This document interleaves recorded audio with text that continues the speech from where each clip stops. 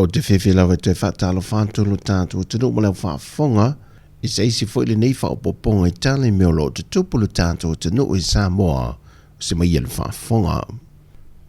O le sole tau nu oilea te nu le whinga malanga a le minister o le vai whafo le malo o Australia ia Penny Wong. E whailo I atu le whinga malo fau wa iei le teimile nei. Ma whatara noi nisi o vaenga ngalo lue so tau awai malo e lua e visosoa ni e fo le malo o Australia mo Samoa. E na o le lua so le a iei Penny Wong I Samoa le ufanta oto e ma le fōwhanga o lana asia singa I le ofisa fau po le moto le parlemene e tia fau I le tūlai iwa, sa I o atu le tūlai se fulu le tae au nei. On te tala I leo le avanoi le autu stana le atu do o mora se fulu ma le fitu minute, mo le visilingi ai Penny Wong. Leo le awhai lava I luma le whaste po le mota, o le whailo tusi o le parlemene. Mai o fo I le nasi singa le moto tele I sa la whai, o se malo whaalolo ngie le te tala aloa ia ina, o le vaenga o le ofisa o leo I le motele I sa la whai tua sivi. Ma toi te li waila na whainga malanga I le aso lulu. A o iai por kalami whaalau loa mauna ina le malo e tawalatu le mtanga luenga o leo. Mo le se furma le loa maasina e te atu ai whala au whasaino le eisa e le malosi ma le sao le whaaudu whale ina mai le atu no. Watu ina tu ese whautuanga malosi ai lanto lo whaonga ina pe whaata wina. Ina ia sili o na taatia pe tuulo I le teimile nei, ma se imana tu natu I a fianga o ainga, o matua, o uso matua whaafine o lava I whanau. E le whaatupe ina leo le te tele o whaasalanga e tu ina tu I o lato ainga pe a maua, ma mōli atu lumo le nuu ai whapena fo I le tula whono.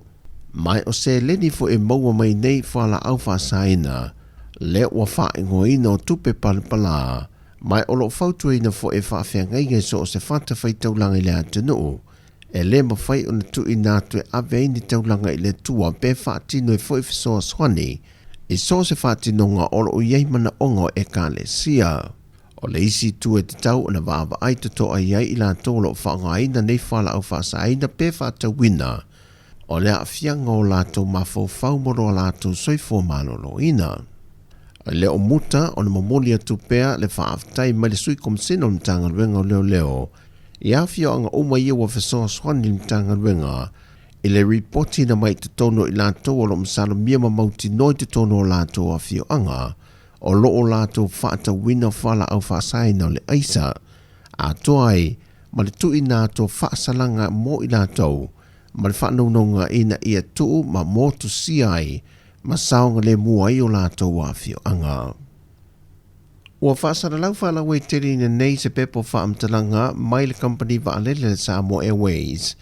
Le si itia leo le la fonga mo tangata whai malanga umale atunu e malanga e se atu Samoa. Le ua toe whao popo e le valu se fulitala. I lunga o le 5 se fulma le 5 tala sa iei mo mua. Mai o se si tanga ia o fia ai ia whanau mai le se fulma le luatau sanga anga ia tu I lunga. E lea o fia ai whanau I lalo mai o le se fulma le luatau sanga. A toi Malaysi la fonga whao popo e se lauta la. E whaapitole mo le tau singa po le whaale leo ni vaengo le malai waalele, ma le vaengo le saonga le mu. Mai le tūlanga sana o le 5 tala sa iei mo mua. Pe foi o na si le fia. E le lewa atu neo na wha maluina le si tanga o le paka o le ta vale le malai waalele mai le 5 tala e le se fulu tala. Mai o ia si tanga o mana wha e loa e le pulisili o malai waalele o le si tanga o lo o aiei e lalo tūlanga o aieinga o le tausanga lua fe se fulu le lua ia si tanga fau. Mai o se fuafanga fo I sa whai ei ni wha talonga wha la wai tele e le tausanga o mawai lua fe lo se fulu le 5.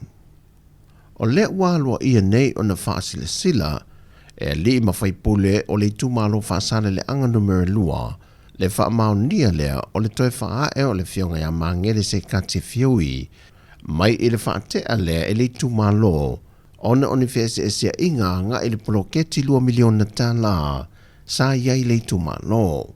Na whaatasi uma i awhio anga le tūmalo I lea whontanga, ma au tasi e na I whaatino le tūlanga lo whaata o toatu le malo mo le anga I lumo le poloketi. Ai wa whaasala I fwoi ma le fio ango iwa, I lo lato fono to tasi ma faae le fionga ya mangele e le iloa isi a fio ango le tumalo. Ma ua maari li fo i le tumalo i le avea peo le fionga ya mangele ma taitei fono po le ofisa sili o lo lato fono faavae. O tala fowia whaamanuia tele le tua i fōwhanga la whenga i masio tātua tanu ili nei aso whasai fuia.